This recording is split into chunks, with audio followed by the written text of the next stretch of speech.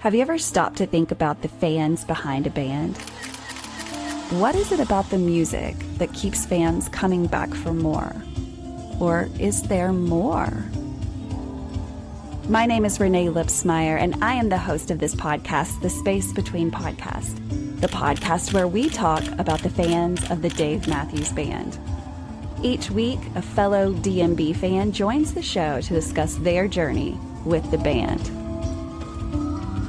Welcome to the Space Between Podcast.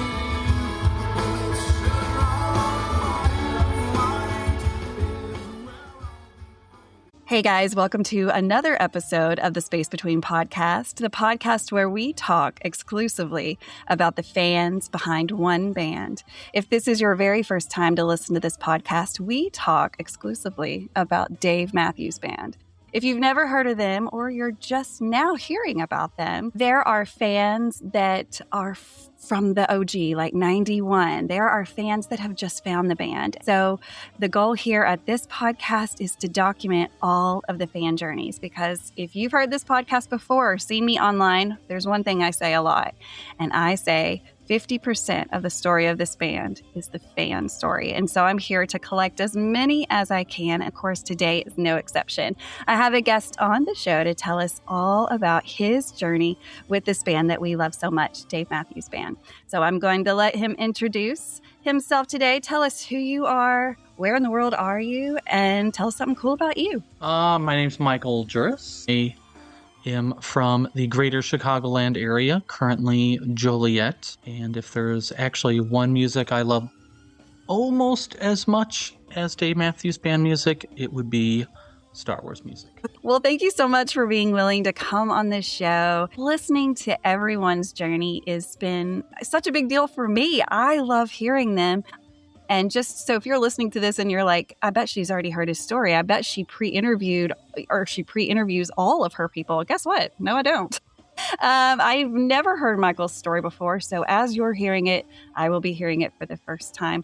I love the surprise of that. Michael, are you ready to talk some Dave Matthews Band? I am always ready. Yeah, let's do it. Okay, so take us back whenever it was. How in the world did you even hear about Dave Matthews Band? So growing up, I was pretty much stuck listening to oldies if I was with my dad and country music if I was with my mom, which is fine. And it really wasn't until, you start becoming a teenager where you start trying to listen to other music. And I can actually pinpoint the first time I heard Dave Matthews Band and went, wow, what is this? We were in Wisconsin Dells, family vacation, and I hear a song. I'm just at a water park and I hear this song, and it just gets me. And I'm just soaking in this song. And I have no idea who sings it. I don't know the name of the song. I don't think anything more of it. And then an hour or two later, I hear that same song again. And I'm like, what is this song? Like, now I need to find out who this band is, because no song had ever hit me like that. And it took me probably 2 or 3 days of hearing this song every couple hours where I finally heard it on the radio. And they're like, that was the newest single, So Much to Say by Dave Matthews Band. And it just, it hit me. Something that a lot of music does to me, but especially Dave Matthews Band, goosebumps. I have goosebumps right now talking about Dave Matthews Band, because every time I heard that song, I had to stop what I was doing and just listen to it. Yeah. If I was swimming in a water, I would just stop. I couldn't eat or drink while I was listening to that song, because I just had to soak everything in. Yeah. From the beginning to the end of that song, just everything. Okay, that is great forever first song to hear. Yeah, yes, what a great first one song for me. It hits, every time it starts. I know. Right. Whether it's followed by other songs or not, it's just that one is just right. No, I get it. So when you hear it now, does it take you back to like the water park sometimes? Every time I hear that song, it takes me back to and reminds me what I love about this band, from the instrumental part of it, the bridge, Leroy's sax at like 45 seconds in. Every time it gets me. Yeah. I'm never going to get tired of that song. So I'll probably have to listen to it after we're done here. How old were you approximately then? So that was 96. So I was 14 going on 15. 14. So what does a 14-year-old, and of course, music in general was just such a different thing back then, just how you got it, how you had access to it, listening to the radio. There was no internet for us. What does a 14-year-old do with that information? Like, okay, now I know who it is. I like that song. What do you do with that information? Do you go out and try to find it? Like, what was your next move? My next move was to get 6 CDs for $1 from Heck yeah. Clearinghouse or Westinghouse or whatever that place was called. And I got Yes. Remember Two Things, Under the Table and Dreaming, and Crash. Ooh. And I wore those out. Did you get tape or it was CDs? It was CDs, right? CDs. Oh, that's yeah, right. CDs. And it was really funny because I would listen to all of Under the Table and Dreaming. I would listen to all of it wasn't Remember Two Things. It was the recently, Okay. the short one. And then it was funny because when I would listen to Crash, I would listen until the beginning of Drive In, Drive Out, and then I would usually just skip the rest of the CD. I don't know why. And now, like, thinking about that, I'm like I just never. What were you doing? Like the intro to Drive In, Drive Out, and that's another song I love, and I was just like, all right, I'm done. And now my brain can't fathom why I did that for probably a year or two. I And guess so I you just probably weren't left the ready. CD on accident and was like, Oh, this yeah. is pretty good. This is pretty good. Right. This is pretty good. Right. This one's really slow, but it's really good. I believe all that that kind his of songs like hit us in different phases of our lives for a reason, right? Like we weren't ready or, we weren't ready. And then when you did hear them, you were like, oh, yeah, okay. Sometimes it just takes a minute with music, you have to sit with it. But I'm glad that you did play the rest of that CD. Before These Crowded Streets was probably the first CD I ever paid full price for the day of it came out. Holy moly. Because, what is that, 1998? Yeah. Those years of high school, though, they were hard as far as a fan because I didn't know a single person in high school that liked Dave Matthews Band. Really? So until 2000, I was alone in this journey. Like, I didn't know there was such a thing as a Dave Matthews Band concert that you could go to. Like, it never would have dawned on me because who am I going to go with? Right. So I just wore those CDs out. I wore out the Live at Red Rocks. I got Dave and Tim, Luther College. I got those. That was 75% of my listening. But if I was out with friends, you didn't listen to it because they didn't know. We weren't listening to Dave Matthews. You weren't. I would try. Did you ever try to push it on them? Yeah. Yeah, and they were, but it would just, the main friends I had, the ones I had in high school, they wanted nothing to do with Dave Matthews Band. That was, and then I wasn't that cool in high school. Yeah, the friends I grew up with, we listened to a lot of rap music. Hell yeah, it was the 90s. Yeah.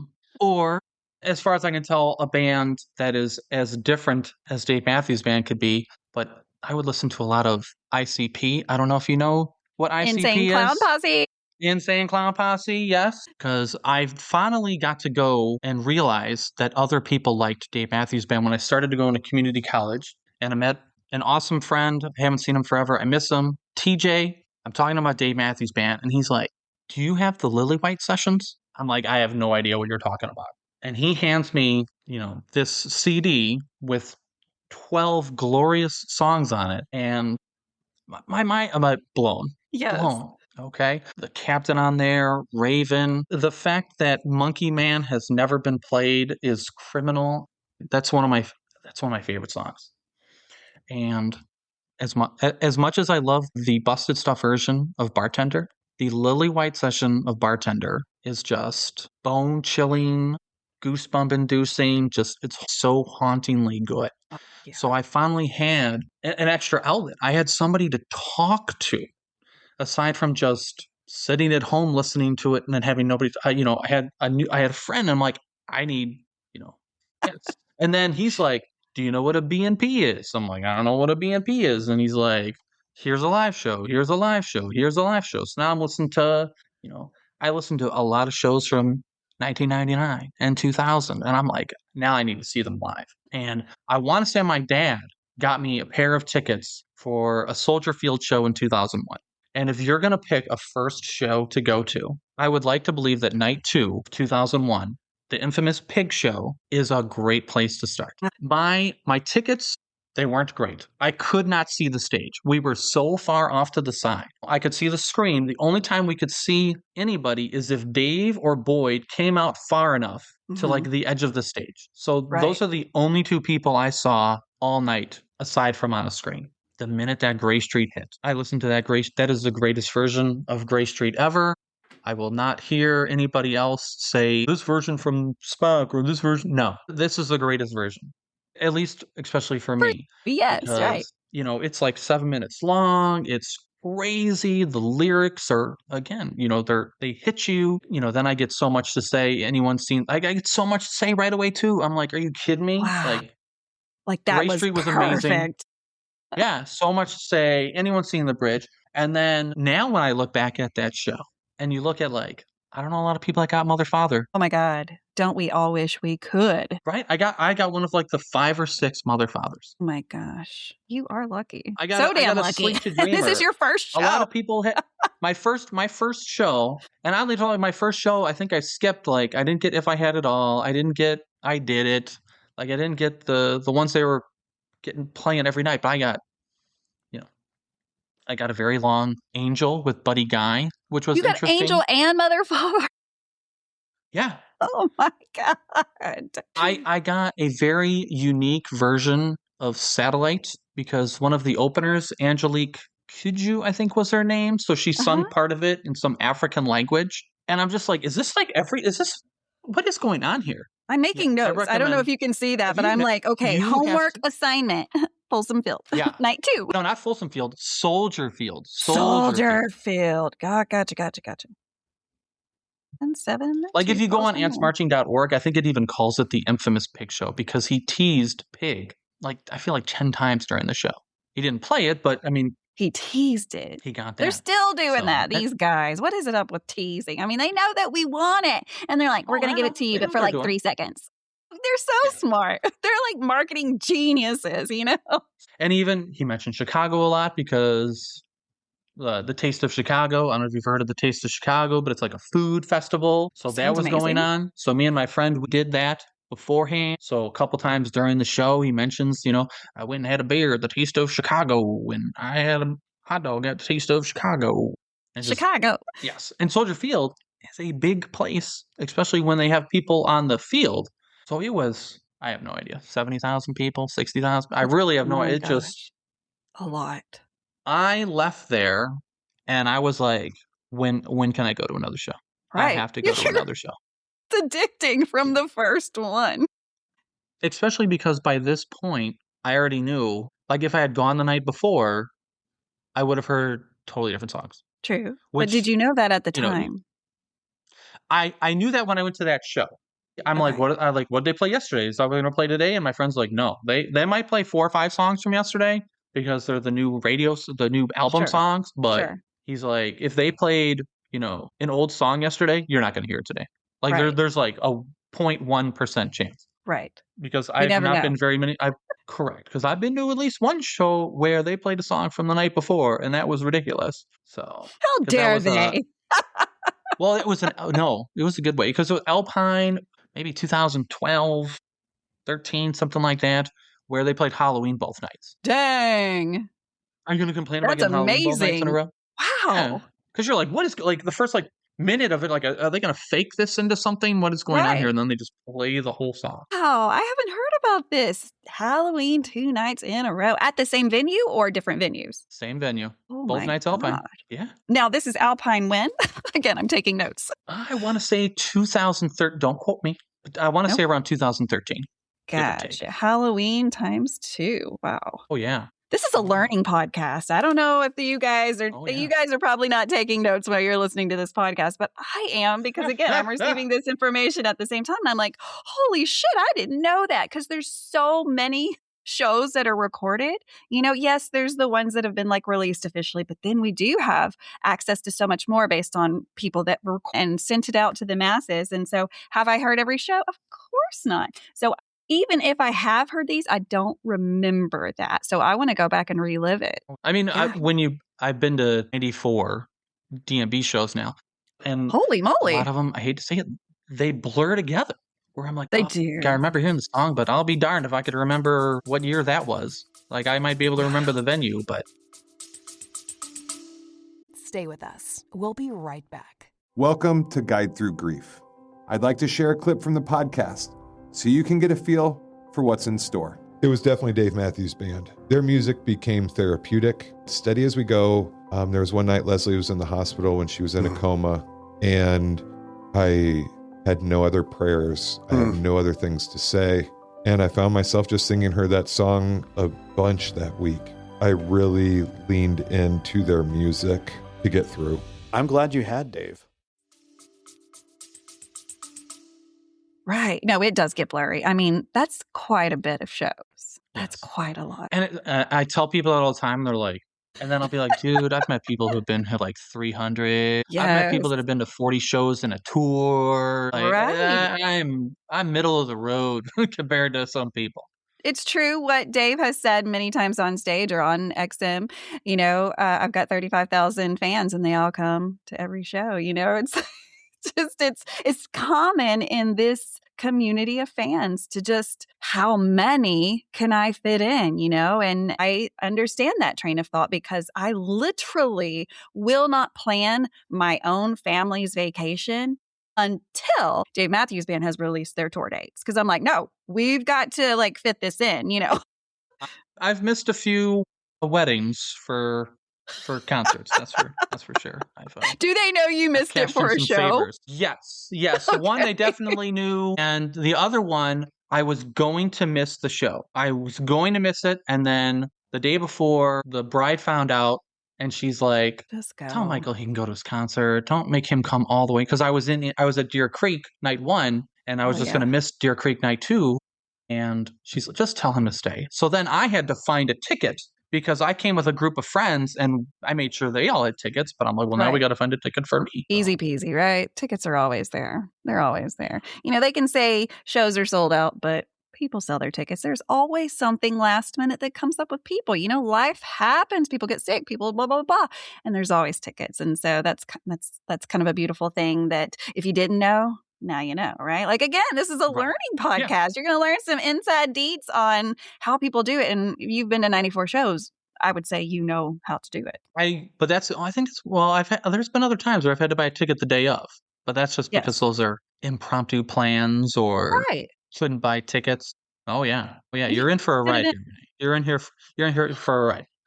So you went to the first show and you were like, I got to get to my second. So how long was the time between the shows? So I didn't get to another show in 2001 because as a 20-year-old, it's hard to plan ahead. So, but 2002, I was like, all right, I know the tour dates. We're going to shows. Who's going to shows? What are we doing here? And the goal was me and a group of friends were going to go to one show, and then me and another friend were going to go to both nights of Chicago indoor tour. And this is so old fashioned. We went to like a service merchandise or a JCPenney to buy tickets. Yes. And there's a line to buy tickets. The Chicago show sold out before we could buy tickets. So I'm like, I'm going to die. I'm going to die. Right there, we're like, all right, well, let's figure this out. Where else are they going to be? So me and my friend, we get a pair of tickets for Gund Arena in Cleveland, Ohio. And we're like, we're just going to drive to Cleveland, Ohio. We'll drive there and we'll drive back. Yep. And then for the group of us, we were going to go to Ames, Iowa, for a show at the Hilton Coliseum Arena. And that was with my girlfriend and two of my friends. So instead of doing just 2 shows in Chicago, I got 2 adventures. And I think this was like another like fate thing being like, listen, you are not just going to go to shows in Chicago. You can't wait that long for them to come back. Right. So, driving to Cleveland with my friend TJ, that was like, we drove there, walked around Cleveland for an hour, concert. After the concert, drove home. Wow. I've done that a lot since then. At least when we went to Iowa City, we had 4 tickets that weren't together. So we weren't even really together. Yeah. My one friend, he brought recording equipment that's not encouraged to use because it was the back in the day, we knew somebody at work who had the inner ear monitor recording equipment. Yes. So he's like sitting there and he'd be like, Tripping Billies, and then Tripping Billies would play because he would hear the band. They spoiled it though. I feel like he spoiled it. He was really good at knowing what song they were going to play based on like instruments and stuff. Wow, So he everybody, nailed he's it. like, he's like, everyone around me thought I was like really good at guessing the songs because of like what instruments there were out there. And I was just hearing what they were saying. And he's like, man, Dave is like, talks a lot. And so does Carter. Carter talks a lot. Oh, I And would then love to hear never what got they to listen. say. And I never got to listen to it Oh. because we gave it back to our friend and then he never gave it to us. I lost it. Like, you jerk. So we never got to hear I've heard the show since then, but from a Yeah. regular traditional Right. recording. Wow. So I didn't we even did know that those there was two. equipment where you could kind of hack into their inner ear. I guess Is that was like the still last possible? year. I'm not going to do It's it. not, I don't. as far as I know, it is not very possible anymore. Okay. I mean, I technology's don't know. improved I'm since not 2000. tech savvy at all.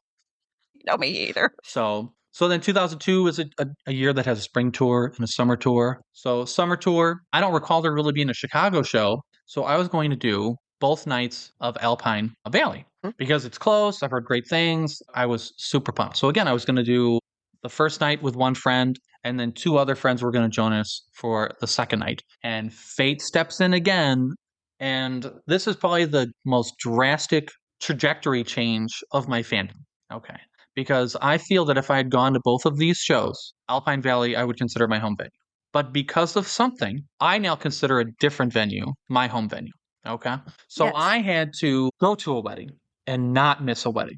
So I could not Yeah. go to night one of Alpine. And I was like, well, I still want to go to another show. So a few weeks beforehand, I call my friend Sean. I'm like, what are you doing? I think it was a Sunday. And I'm like, do you want to go to Indiana? There's a show in Noblesville, which is like north of Indianapolis, like whatever. And we had no tickets. So he worked the night before. So he worked overnight. He gets to my house at like 8 a.m. and we start driving down there. So he sleeps the whole way there, snoring or whatever. I get lost because if you've ever been to Indianapolis, and that's why the first time I'd ever driven Indianapolis, 465 goes around Indianapolis. So I went all the way around Indianapolis instead of just going above Indianapolis. He sleeps the whole time. We park probably 2 o'clock and we have no tickets. So we are now on a 6-hour clock to find tickets. Right. And we're wandering around. Nothing. Like, it was taking forever. It probably not till like 5 or 6 o'clock we found one ticket. And he's like, buy it. Let's find another one. He's like, my friend, God bless him. He's like, if we end up only having one, I will just go back and sleep. Or I'll stand outside the venue and listen. Right. You can still He's hear. like, you're going to this show. And it probably wasn't until like 8 o'clock till we found another ticket. Wow. Like, we were moments away from giving up. And he's if we finally get another ticket, we use the bathroom, we walk in, we stand right on the lawn. 10 seconds later. Ooh, the Stone, boom, another just, one of my favorites. And I had a ton of fun at that venue. Deer Creek is fun. Later on, Alpine was a blast as well. I two-step was a great One Sweet World that day. It was, I have not been disappointed by a show yet.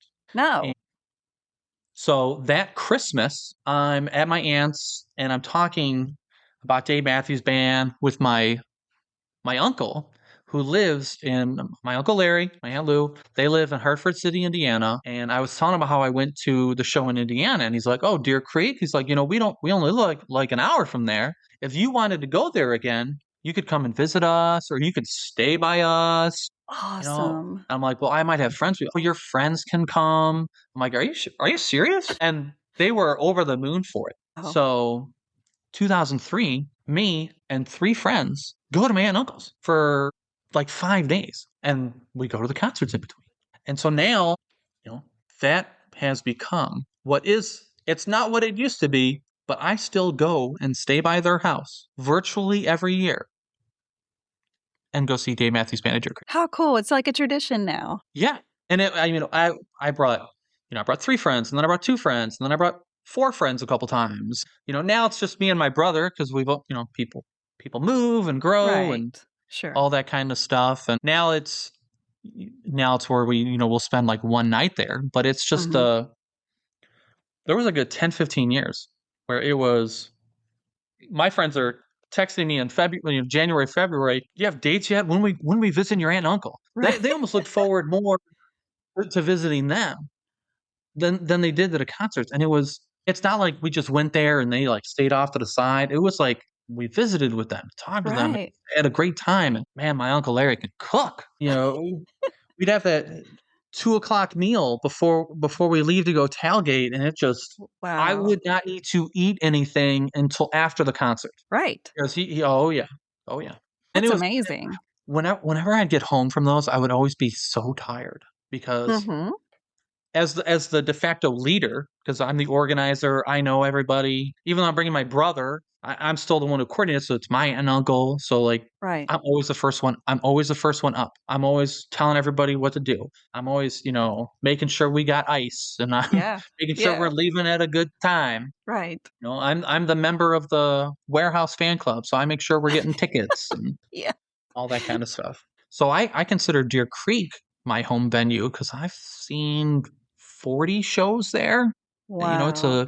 Because it essentially became where every year I would do Deer Creek and I would do one night of Alpine because my wife, Melissa, 2 shows. She's not going to do 2 shows. And she's done 2 shows a couple of times, but she'd rather just do one show. So I would just do one show at Alpine, 2 at Deer Creek, and then I would try and find somewhere else to go because I've now seen them in 15 different states. Like it was a big Oh, thing. Like, all right, what state am I in this year? What state am I in this year?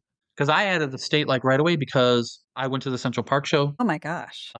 My car died on the way there, so it was like, even though it was a free ticket, it was expensive. My friend Matt, he's getting out of. We're stopped at like a rest stop, and he gets in the car, and I'm sleeping. He's like, hey Mike, yeah, car won't start. I'm like, what? So Oh we had to my get gosh. towed, and thankfully not ripped off.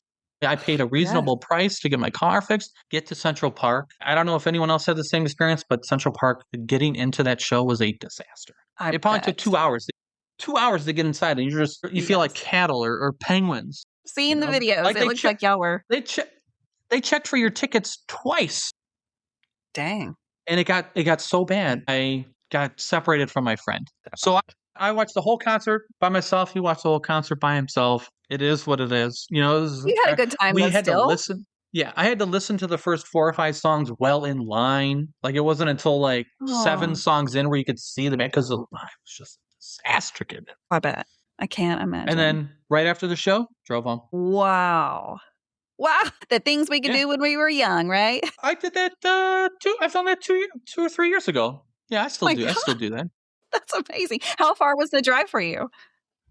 Me and my friend, we've been to Ohio a few times now. And this last time, he's like, let's get a hotel. And I'm like, yeah. Like we did, Yeah. was it the Dayton or Columbus show? But we did Blossom and we just drove there and drove back. Yeah. We did Columbus, drove there and drove back. It wasn't until this last one, I think in Dayton, where we're like, Yeah.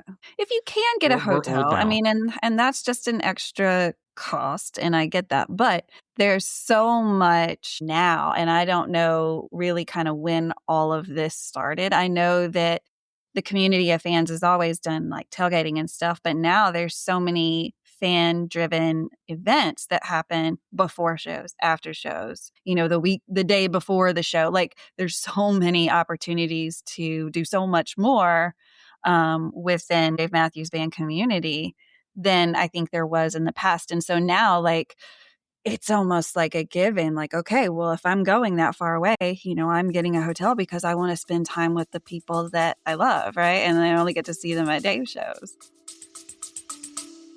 Stay with us. We'll be right back. What is going on, Space Between podcast listeners? This is David, drummer with the Dave Matthews Tribute Band, here to tell you about some of our upcoming tours to close out this year and to start the next.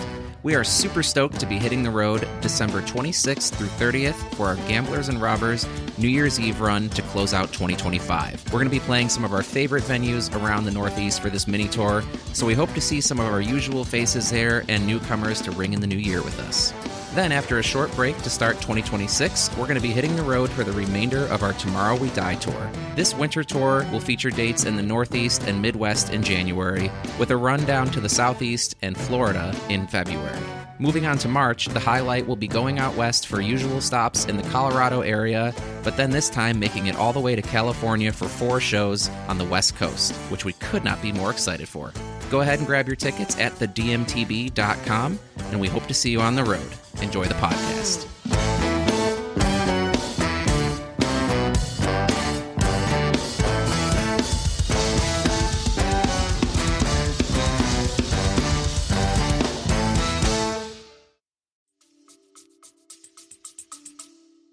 I mean, I've probably driven to and driven back to a show 20 times, Wow. if not more.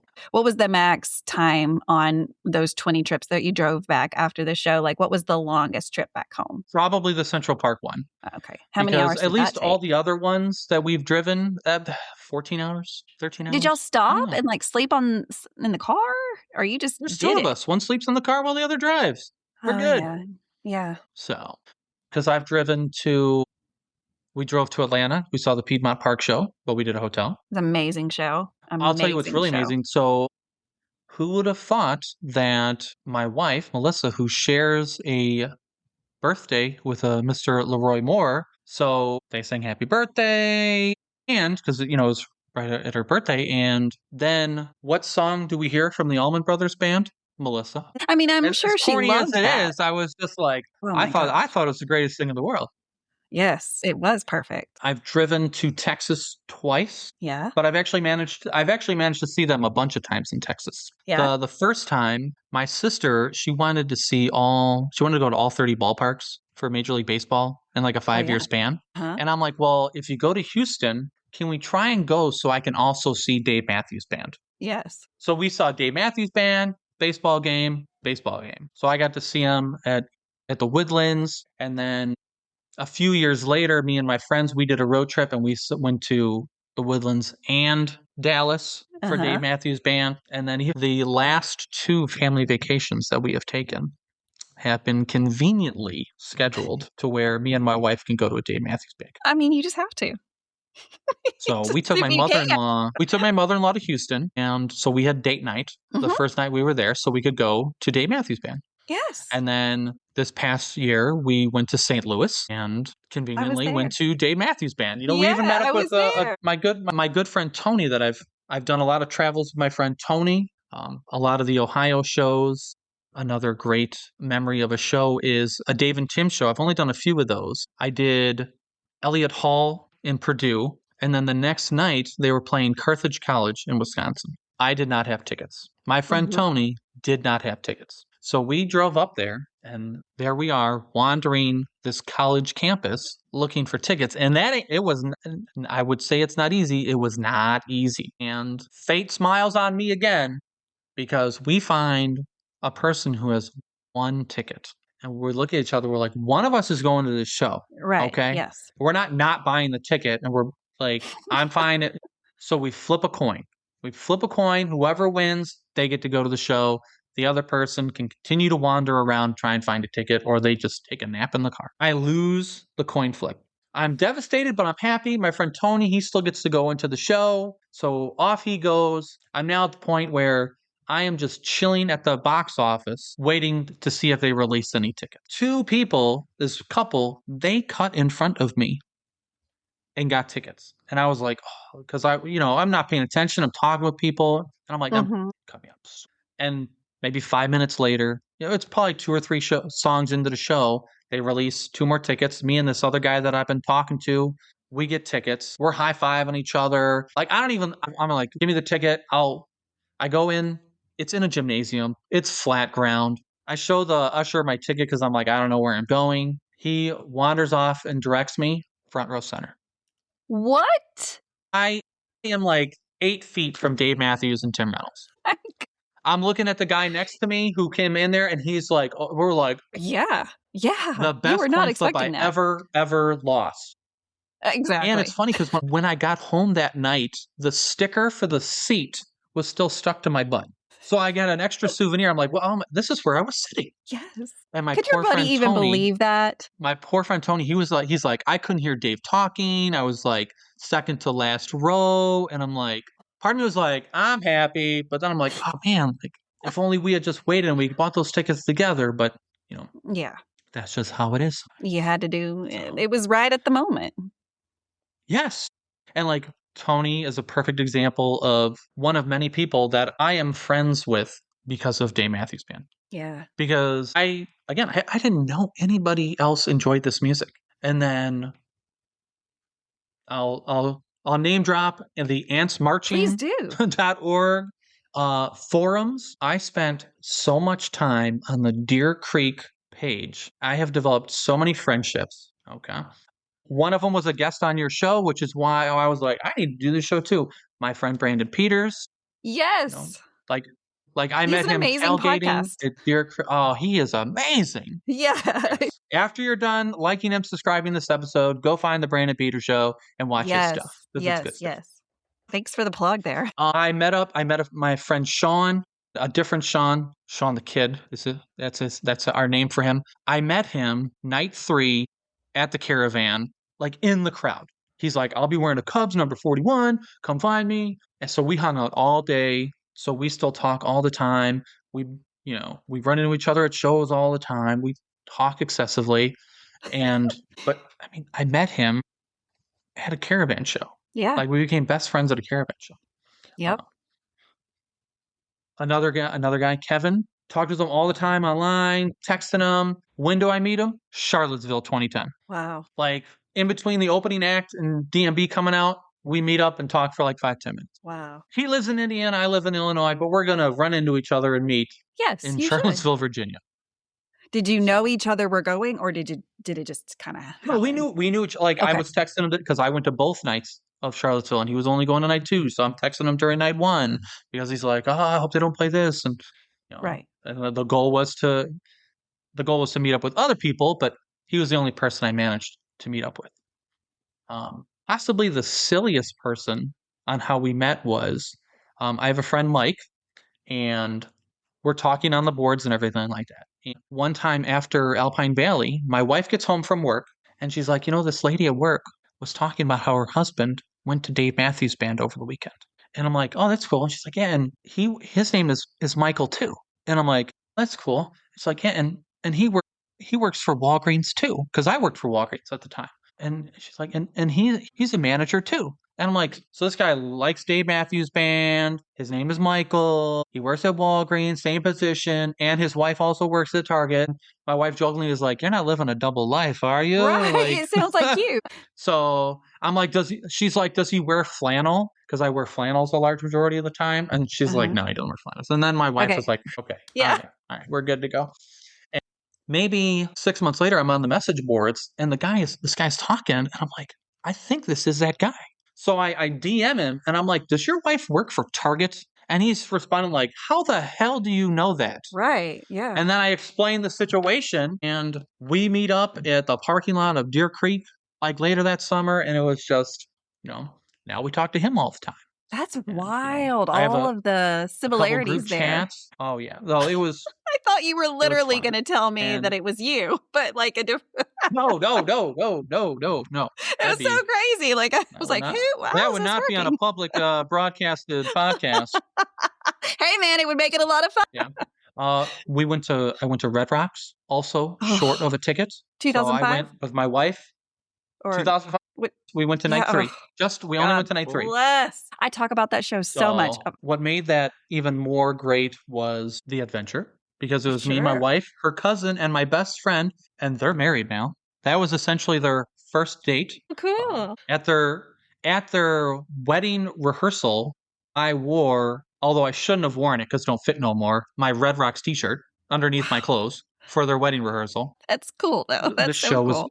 The show was great. Yes. That venue is, if you go to Red Rocks, don't be close to the stage. You want to be far enough from the stage so that you can see downtown Denver on the other side of the stage all lit. Oh, wow. Wow. So, and this is just a silly thing. We went to the Rockies game beforehand. We met the most eccentric beer vendor ever. Okay, this is 2005. He has a pager or a cell phone and a business card. Important.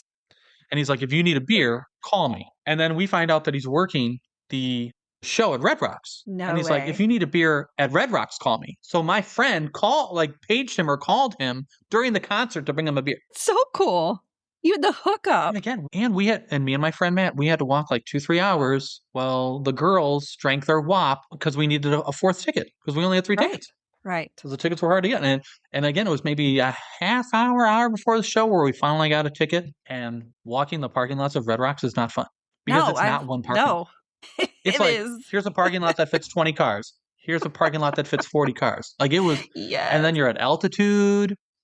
That ride home was rough. The next morning, because we got there like overnight, We barely slept at the hotel. Yeah. And How went long does home. it take? Like, now they don't play Red Rocks anymore. And I've heard for various reasons, one of them being they're just too big and there's so many fans, right? Yeah. But how long did it take you guys to get out of the parking lot? I don't remember because I know we took our time after the show. Yeah. Like I am Yeah. not the encore is starting, let's get out of here guy. Never.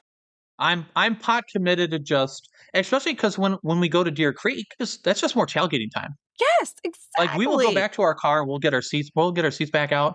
My friend Brandon, like I tailgate with him usually one day, and after the show I'll go find him again. Or my friend Tony, he brings his wife Chris. Like they're leave during the encore kind of people, but before the show, Yeah. I have a Yeah. friend Cheryl that I only met because of Dave Matthews. This lady who's just the most extroverted person in the world. Our tailgate, we're just chilling right next to her, and she's like, "Why don't you guys hang out with all of us? Like, Yeah. why are you four just That's being how bumps it in there? is. Come on, we're having a party."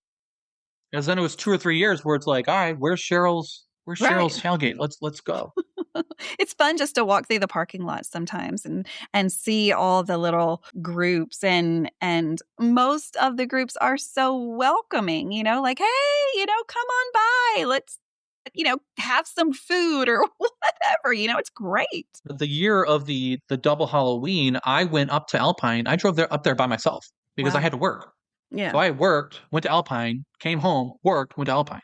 So the first day I was dumb and I forgot to bring a change of clothes. So I'm at the concert in like my work clothes, which is like black slacks and a dress shirt, and I'm just sweating, Oh, I dying. bet. But you looked And fancy. I brought a cooler with a strap, and I just wandered around and just met up with people. Yeah. Yeah. I mean, you can. And that sounds strange probably to a lot of people that are listening to this. Like, well, they just walk around and talk to strangers? Yes. It is that easy in this community. And that's one of the things that makes this community stand out is how mostly extroverted everyone is. And even the people that are very introverted, somehow this community can bring that out of them. And they just feel welcomed and safe and included, which is something that I love about this community for the most part. Now, it's not 100%, but for the most part, I feel like we're such an inclusive group of fans. We're not going to let somebody just stand over there by themselves and, look through their phone or whatever. We're going to try to get them in and say, hey, man, like, we're glad you're here. Like, we're the salesman, for Dave Matthews Band. Like, we're glad you're here. Come on over. Be part of our group. We'd love to jam with you. The more people I know, the more I can live vicariously through others. That's because true. with all my friends now, if I'm not going to a show, but I know they're going to a show, I'm hoping for the greatest show ever. Because I know if I'm at a show, they're going to be texting me. They're going to be asking me, "Oh, how's the breeze?" Because that's one of my things. I always talk about, if there's a good breeze, you're going to have a good show, kind of thing. It's And true. like song chasing, not just for yourself, but for your friends. Right. Because if a I certain know song comes my friend on Brandon, and he talked all my friend Brandon, he talked all about Spoon with Brandy Carlisle, like doing a Twitter campaign, bothering Brandy on Twitter for a few months, like, "Hey, you should play Spoon with Dave Matthews Band. Hey, when you're in Indiana, why don't you play Spoon with Dave Matthews Band? Hey, have you heard of this song Spoon by Dave Matthews Band?" And then for her to come out and just, I'm getting goosebumps thinking about it. I got goosebumps then. I'm thinking of all my friends, like my friend Kevin and Brandon and Bobby and Sean and all the others that helped, tweet that. And I'm just like, if she plays Spoon, I'm going to be able to tell where Brandon is because I'm going to see somebody jumping up in the air. Yeah. And it was just, when that song is over, it's like, yeah. When I got my first minarets, because it took a long time to get my first minarets. Wow. So the first like real song I was chasing, Now I'm at the point that the only songs I haven't heard are Dave's solo songs or songs I haven't played in 20 years. Yeah, But my first me too. minarets, like my phone exploded. Like the minute minarets started playing, it was Northerly Island. It was like the day after the 4th of July. It was part of the 2 sets thing. They come out. Everyone's like, they didn't play last night. They're going to play it tonight. And they played it. And like, I probably had 30 messages because people are just, now that being said, like a good half hour, 45 minutes later, I got another 30 text messages, but they were all of the jokingly mean kind because there is a song that I love that a lot of people can't stand. Ooh, But tell I me just more. can't stop loving, can't stop. I love it. I have always loved that song when it was slow and jammy, and now when it's a little bit quicker. Yes. When I'm How on can you not the love lawn that? and I'm like, people will look at me like I'm insane because I'm jamming this song because the tears of my enemies fuel me. I got all this song. I hope you're happy because this song sucks. Time to go to the bathroom, and I'm just like, That song feed the has beast such inside of me. swagger. That's fine, man. Like, My God, so I would love for them to be on the show and tell me why they don't like it. if you're on answermarching.org, I'd say 95% of the people on there hate that song. But it's 95% of just the people that are on there. So there's still a huge population of people that fucking love it. Some people just aren't happy, but Ever. or like yes, and I get that. even a year or two ago. So my friend Mike, he had never gotten Spoon. He had been to like over 70 shows. He only missed like one show at Alpine in like 20 years, and it was the one night they played Spoon. I had gotten it 4 or 5 times already, and he on a whim went to the rescheduled show for Alpine 2 years ago, and he's just like, I really hope they play Spoon, please. Like when I know I was not. I might have been as happy as he was. Like Spoon started playing, and I'm like, yes. And my friend and my wife are looking like, what is like? Oh, Mike finally got a song.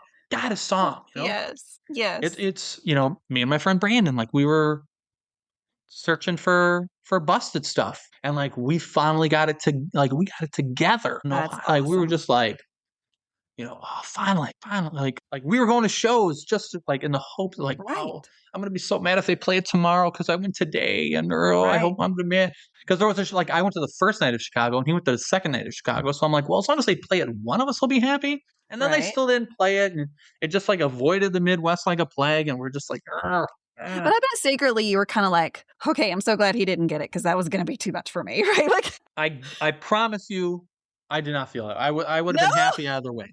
I promise. It's like the song you're chasing. You're not there. So that one I can handle. If they had played like some crazy song like "Dreams of Our Fathers" or something, then I'd be like, I wish it was. Oh yeah. What are you chasing now? I would have to look. I'm only chasing as far as album tunes, like 3 Dave solo songs. Okay. Like one from each of the last like 3 albums. Yeah. But because again, I've got Mother Father. So I got that. I got Let You Down. So I got that. I've gotten like 5 Spoons. Like I've heard Before These Crowded Streets in its entirety like 3 times. Like I don't even think Spoon is the least common song I've heard off of that album now. Wow. You've been really fortunate. But again, it's taken you quite a bit of time to make all of this happen. And I've been committed to traveling to Central Park. We went to Charlottesville, because where else am I going to get Long Black Veil, I've gotten an excessive amount of, and it's funny because I've gotten like an excessive amount of Last Stops and Dreaming Trees, but then I've only gotten a few Ravens, and I think I only have 2 or 3 Captains. And then so let me ask you about this song, and I think it's highly likely that you have heard this just because of the time frame you were going to shows. So around 2004, 2005, started trying out some songs on the road, one of them being a song by the name of Crazy Easy. Have you ever heard it live? I've heard that a bunch of times. They played that like every night. Was it 2004, what? 2005? I get it, and I want it so bad. Oh, man. I think of those kind of songs, Kill the King would be the only one that I have not gotten. Like, I haven't gotten Straight Shot, but I consider myself very blessed that I've gotten, I've lost track of how many times I've gotten Halloween. Like, it's not even like, oh, I need to hear Halloween. Now it's the point where like I want to hear Drive In, Drive Out. Yeah, yes. I want to hear Rhyme and Reason. Yes. I want to hear Help Myself. I got Help Myself in like 4 out of 5 shows of my first 8 or 9 shows. I got it like 4 times. I have never heard it since. You really did come in at a great time. I mean, that's the 2000s. Like I always say, there's 4 decades to this band. There's the 90s, 2000s, 2010s, and 2020s. And the 2000s, people will argue that that's like one of the key decades for that band is because they were fucking on fire. They were singing stuff that like was new, some stuff that was old, like it was such a great time to be seeing them live. And I am jealous of everyone that got to be where you were for most of your shows.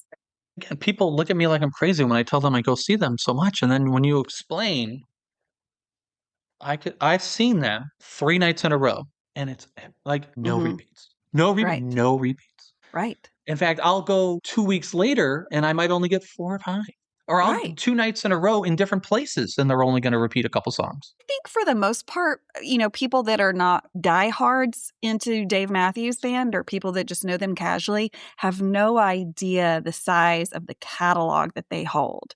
It is very large. And so they have that ability, whereas most other artists do not have a catalog that large. And so it's unheard of to be able to go to 3 shows, 4 shows. I wonder how many shows they could do straight without repeating, if they sang all of their songs. But it's so unheard of that I feel like you do have to kind of explain to people that are like, why would you go to 3 in a row? Well, here's the way they do music a little bit different than everyone else. And I think their fan base has evolved to appreciate and accept that.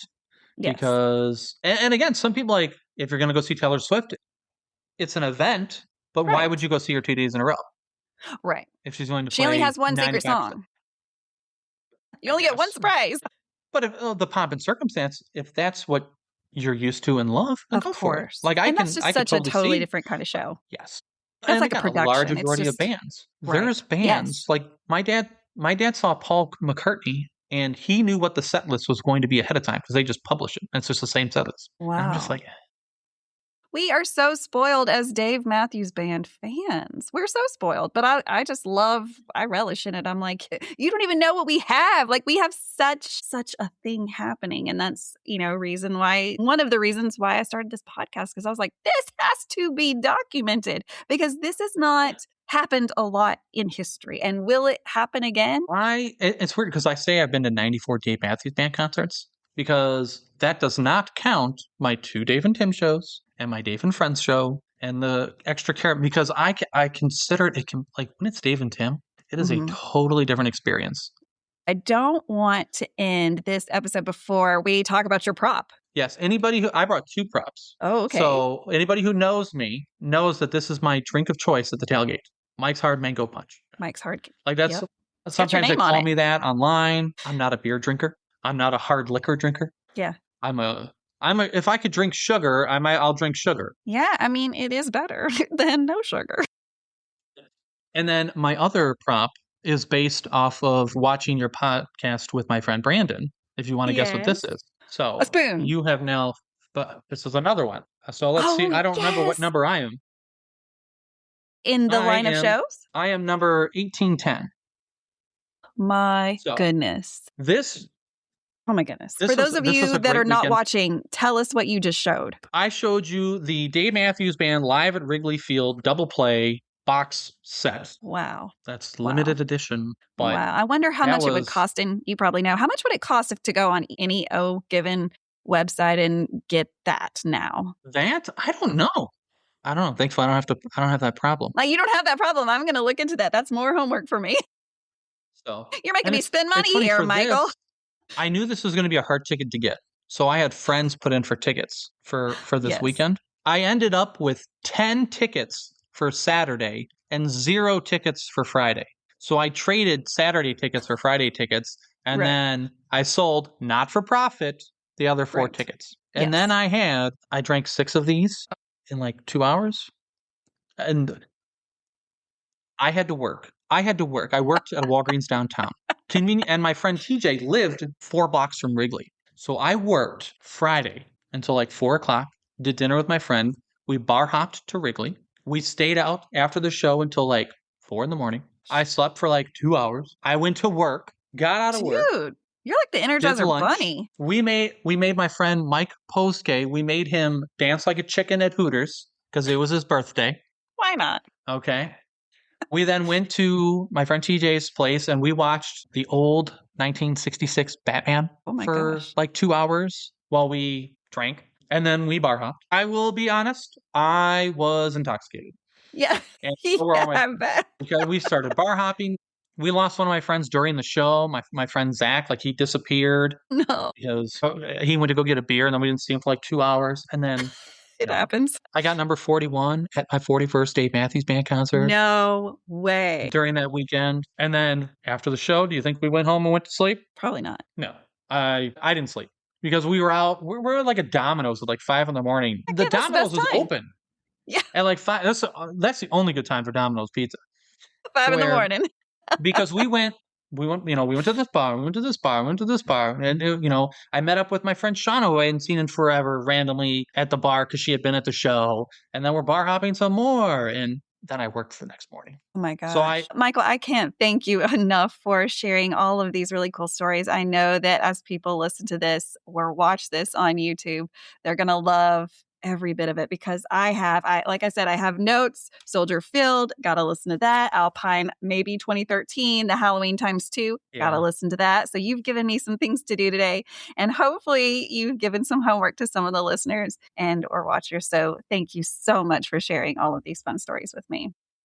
Thank It's you for fun to having me. talk This was a Dave, blast. right? Oh yeah. Yeah, Oh yeah. it's fun to talk Dave. So I invite you to come back on this show later because we still have this band and we don't know how long for, but your story Yeah. continues. And so as it grows, I invite you to come back and share that because we want to have these stories documented not only for everyone else to enjoy, but for ourselves as well. Like I explained before we were recording, when you're 80, this will always be something that you can get to like relive your youth because you'll think at this time, like, hey, 40s and 50s, I was so young, but it'll be such a fun gift for you later in the future. And so again, thank you so much for sharing all of Thank your you. stories. Guys, if you are It's listening fun. to this on a podcast app, just know, again, you can watch this on the YouTube channel. It's simply under the Space Between Podcasts. And do me a couple of favors while you're there. Like Michael said earlier, be sure to subscribe to the channel so that you get an alert every time there's a new episode released. But also, it just helps me. If you follow the show, of course, that helps me be able to pump it out to other people.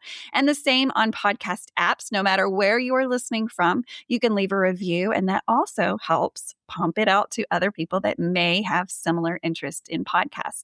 So guys, if you're interested in sharing your DMB fan journey, no matter what it looks like, you don't have to have been to 94 shows. You don't have to have been to any shows to be on this show. You just have to love Dave Matthews Band. And it's so important that we document this time because, again, how much longer do we have? We're not promised tomorrow with anything. And so document while you can.